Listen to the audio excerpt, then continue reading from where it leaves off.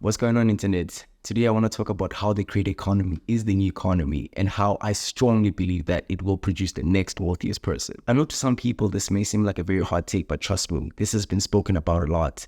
And there's been hints everywhere that suggest this. Before we dive deep into this hot take, I want us to talk about how rapidly this new economy is growing. According to an article by Fast Company, the creator economy is valued at over $100 billion, and it's expected to keep growing at a very rapid pace. To give you perspective as to how rapid this growth has been, let's go back in time to when it actually emerged. Stanford University's Paul Saffo suggested that the creator economy came into being in 1997 as the new economy. Early creators in that economy worked with animations, illustrations, but at that time, there was no marketplace infrastructure that enabled them to generate revenue. So we can't really say it emerged in the 90s as this claim suggests because it wasn't really active at the time. Or maybe it wasn't yet formalized. So when did it actually start getting formalized? So this is basically when platforms like MySpace, Facebook, YouTube, and all these other platforms gave people power to actually create and distribute content in very easy ways, approximately around the early 2010s. But I mean, the big and pioneering ones came a little earlier than that, around the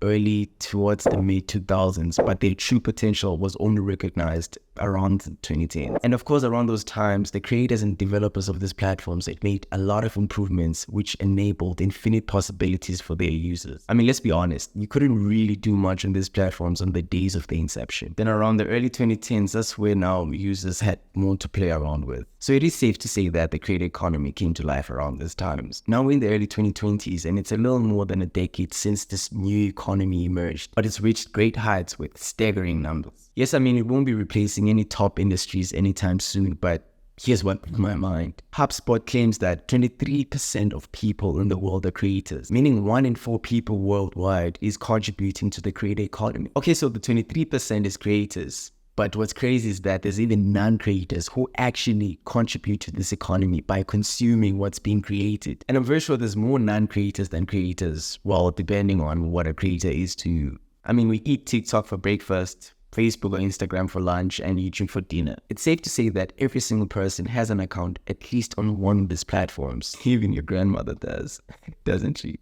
But they're not the only ones. There are thousands of creators out there who are making a living from creating content, and the numbers are only getting bigger. Now this brings us back to the main topic of this video, which suggests that this economy will create the next wealthiest person. Now let me justify why I think this will be the case based on the period in time we're in now, which is the social age. But for us to understand the importance of the social age as a contribution to this anticipated reality, we need to understand the ages that came and existed before it, and how they gave rise to the wealthiest individuals of their time. First in line is the industrial age, which is a period in history characterized by the rise of industrialization and mass production, typically spanning from the late 18th century towards the mid-20th century. During this time, the wealthiest people were the ones who owned means of production such as factories and industries. The wealthiest individual of this age is John D. Rockefeller, who became the United States' first ever billionaire, and his fortune was nearly worth 2% of the country's entire economy. Rockefeller accumulated his wealth by controlling means of production, specifically oil production, which was the gold of this age. He monopolized the entire oil industry, and he became the wealthiest person of his age by mastering the control of production in his industry. Fast forward, now humanity has arrived to the information age. The information age refers to a period in history which is characterized by the rapid use and widespread of information and communications technology. During this time, the world experienced a major shift from an industrial-based economy to a knowledge-based economy. I believe we all have an idea of the individuals who control this age and who still happen to be the wealthiest people right now. The wealthiest people of this age are the ones with access to information and the means to distribute it. So what about now? What comes next? It's the social age, which is the current period in history, which is characterized by the widespread of social media platforms and the ability to create and share content for a global audience. So in this age, this ability to create and share content that resonates with a global audience is becoming increasingly valuable, and creators are uniquely positioned to take advantage of this opportunity. Okay, now let's clarify this distinction between these different ages. In the industrial age, the wealthiest people were the ones who owned means of production. In the information age, the wealthiest people were the ones who had access to information and means to distribute it. But in the social age, the wealthiest people will be the ones who can create and share content that resonates with a wide audience and create a loyal fan base. And this, my friend, does not require unattainable skills or expensive education. All you need to do is to press that upload button. So if you are thinking of becoming a creator, there's no better time than now. The creator economy is growing